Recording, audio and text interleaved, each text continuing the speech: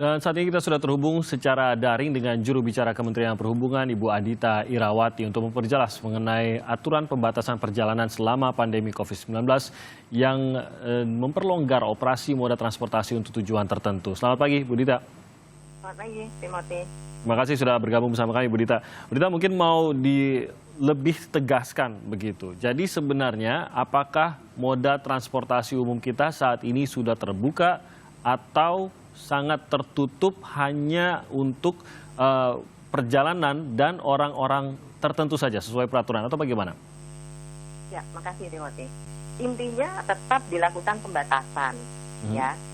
Dibatasi untuk siapa? Untuk semua calon penumpang yang memenuhi syarat dan kriteria yang telah ditetapkan oleh surat edaran gugus tugas. Jadi saya tidak pakai istilah ditutup atau dibuka, tapi istilahnya mungkin disediakan dengan terbatas untuk para calon penumpang yang sudah memenuhi kriteria dan syarat dari surat gugus tugas. Demikian Timothy. Ya. Nah, ada dua aturan di sini sebenarnya. Apakah melengkapikah atau mengoreksikah atau bagaimana sesuai dengan tadi kita tunjukkan Permenhub nomor 25 tahun 2020 dan juga ada surat edaran gugus tugas nomor 4 tahun 2020. Ini melengkapikah, memperbaikikah atau apa sebenarnya ini? Ini justru sebenarnya saling melengkapi. Jadi di Peraturan Menteri Perhubungan nomor 25 ini ada beberapa klausul yang tetap memperbolehkan calon penumpang untuk bepergian dengan pengecualian. Nah, dengan adanya surat edaran dari gugus tugas ini, sebenarnya justru menjabarkan lebih lanjut siapa saja yang kemudian diberikan pengecualian itu. Dan karena kita dalam situasi pandemi, tentunya ketika berbicara syarat penumpang yang boleh bepergian, itu pasti aspek utamanya adalah aspek kesehatan. Dan oleh karena itu, gugus tugaslah yang kemudian mengeluarkan surat edaran ini untuk menjadi rujukan kami dalam kemudian memberikan atau juga memberikan pelayanan transportasi kepada para penumpang tersebut. Jadi ini saling melengkapi, tidak bertentangan, tidak saling kontradiksi sama sekali tidak. Justru ini saling melengkapi dan kami kemudian mendukung serta langsung menindaklanjuti apa yang ada di dalam surat edaran tersebut. Bagaimana akan memastikan bahwa orang yang melakukan perjalanan tersebut ini, karena ini kan beberapa alasan yang dijabarkan di Harian Kompas hari ini juga dijabarkan bagi pemirsa yang ingin melihat juga, memastikan bahwa memang mereka tidak mengada-ngada hanya untuk mudik begitu alasannya. Ya, di dalam surat edaran sudah dijelaskan ya bahwa syaratnya yang pertama tentunya ada syarat kesehatan, ada bebas COVID, kemudian juga ada surat keterangan sehat, kemudian ada surat tugas bagi yang memang adalah karyawan atau pekerja dari sebuah instansi atau perusahaan swasta. Kemudian juga ada surat keterangan dari lurah atau kepala desa setempat untuk yang memang ada keluarga inti yang meninggal, atau juga surat keterangan sakit dari yang memang mau melakukan pengecekan kesehatan. Jadi ada beberapa syarat yang memang harus dipenuhi terlebih dahulu. Nah, yang penting adalah kami dari penyelenggara transportasi ini juga akan melakukan pengecekan dan pengawasan. Kami akan juga membentuk yang namanya tim gabungan. Ini sesuai yang diamanatkan juga di dalam surat edaran tersebut.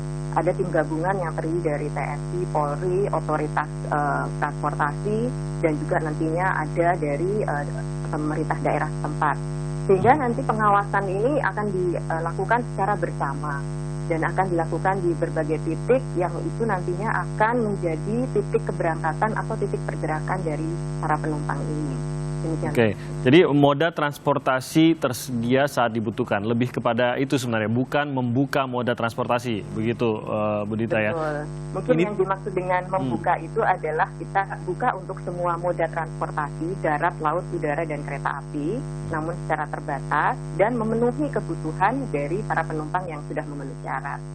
Semua syarat ya? Semua syarat itu harus terpenuhi. Kalau ada yang kurang, misalkan surat pengantar dari RT saja karena mengatakan keluarganya sakit, saya tidak bawa surat pengantar atau surat pengantarnya ditulis tangan begitu. Ya.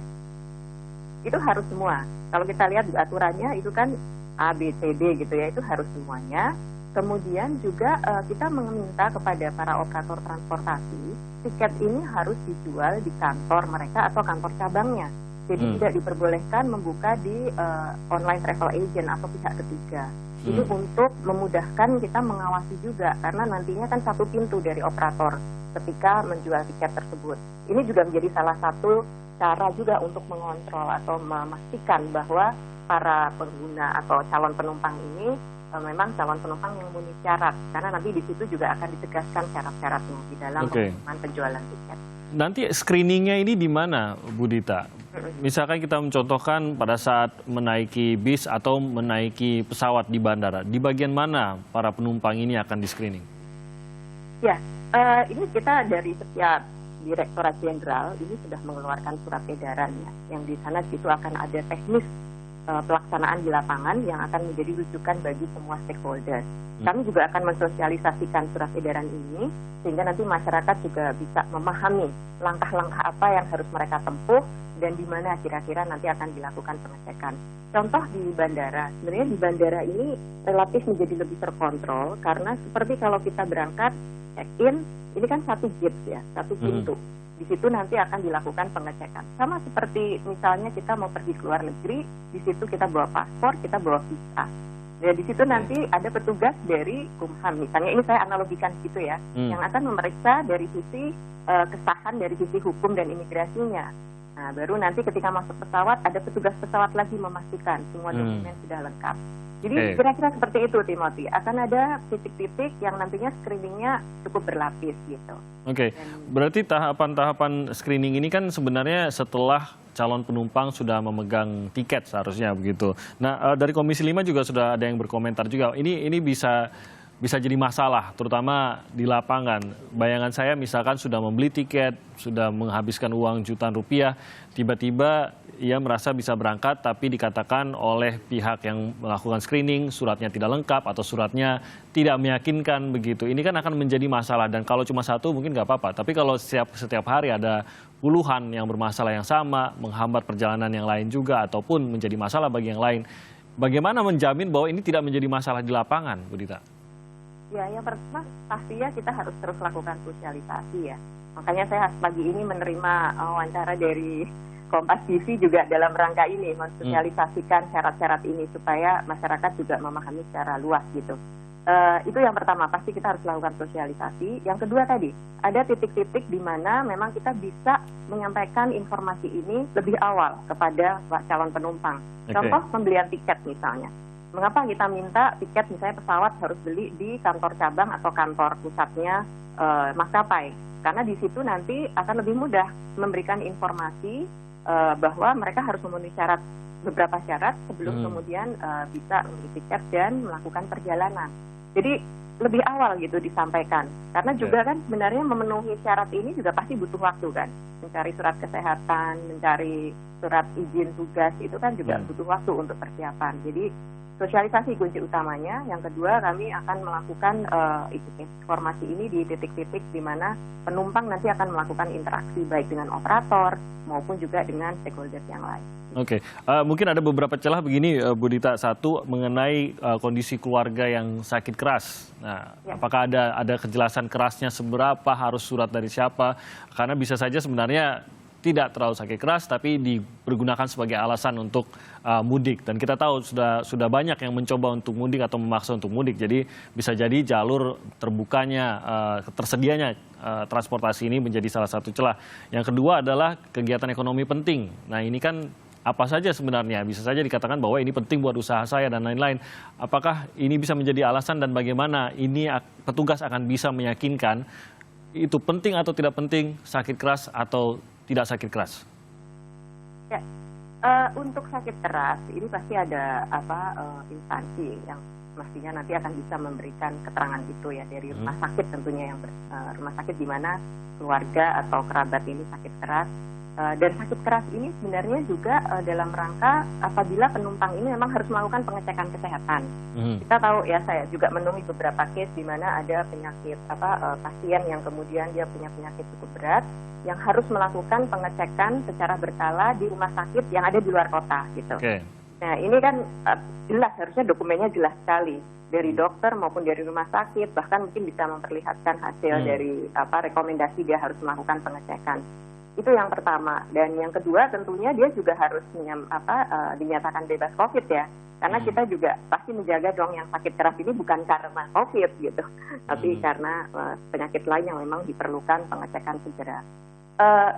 Ini kalau bicara yang kepentingannya lebih personal atau pribadi ya, sakit atau fakta meninggal, saya rasa saya juga melihat seharusnya tidak ada anggota masyarakat yang memanfaatkan itu untuk mudik, karena ini menurut saya agak keterlaluan juga gitu ya, memanfaatkan informasi soal meninggal atau bahkan memalsukan informasi itu untuk pulang atau mudik itu. Menurut saya himbau lah masyarakat jangan sampai melakukan ini karena sudah sangat keterlaluan gitu. Kalau yang fungsi ekonomi penting itu. Ekonomi penting. Kalau kita kembali lagi melihat dari surat edaran yang disampaikan oleh gugus tugas dan juga pengumuman yang disampaikan oleh Pak Ketua Gugus Tugas Pak Doni Monardo, saya rasa cukup jelas ya di situ bahwa yang disampaikan kenapa surat tugas ini diturunkan, surat edaran ini diturunkan, karena salah satunya juga untuk bisa terus menjalankan layanan bagi masyarakat terkait dengan layanan kesehatan, layanan ekonomi, layanan yang kaitannya dengan kesejahteraan masyarakat. Jadi di mana di situ ekonomi penting, ini ekonomi penting bisa di salah satunya kriteria yang masuk adalah misalnya pemenuhan kebutuhan sumber daya listrik misalnya, atau kemudian pemenuhan energi, pemenuhan telekomunikasi. Karena ini kan ekonomi penting yang tetap harus berjalan untuk menunjang aktivitas kita sehari-hari. Yang berkaitan dengan orang banyak begitu Bu ya? Betul, itu untuk kepentingan yang nantinya ujungnya adalah untuk kepentingan orang banyak dan kesejahteraan masyarakat juga, apalagi dalam situasi pandemik seperti sekarang. Baik, berarti ketegasannya tetap ini bukan terbuka untuk semua dan mudik tetap dilarang, begitu ya Bu Adita? Betul sekali, mudik tetap dilarang, saya tegaskan tidak ada pengecualian dan tidak ada diskresi, tidak ada syarat ya, mudik mutlak itu dilarang. Nah, dengan adanya sekarang diberikan diskresi kepada calon penumpang yang memenuhi kriteria dan syarat yang ditentukan oleh gugus tugas, kami di Kementerian Perhubungan ya komit untuk bisa memberikan pelayanan transportasi untuk itu. Baik. Tentunya tolong diingat selalu menjaga protokol kesehatan. Baik, terima kasih Ibu Adita Irawati, juru bicara Kementerian Perhubungan sudah memberikan keterangan kejelasan mengenai bagaimana peraturan ini akan diberlakukan. Terima kasih Bu Dita.